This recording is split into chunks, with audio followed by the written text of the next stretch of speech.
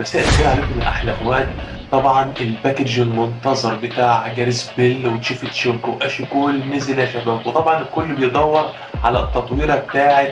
جاريس بيل وتشيف تشينكو واشيكول واللعيبه اللي معاهم.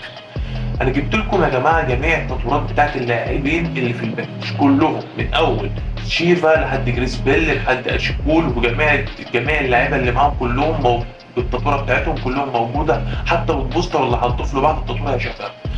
هنزل لكم الصور يا جماعه اللي قدامكم دي، كل صوره فيها التطويره بتاعت اللاعب المناسب اللي انت عايزها. ما تنساش تعمل قلب، ما تنساش تعمل شير، وما تنساش بقى انا بفتح لايف كل يوم الساعه 12 بالليل،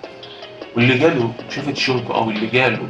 جريس بيل يكتب لي في الكومنت مبروك عليكم يا اللي جالكم اللعيبه اللي كان شافت شيركو او جريس بيل، او اللي ما جالوش بقى ايه يعني ما تزعلش نفسك، في القادم ان شاء الله هيجي لك اكيد، ما تزعلش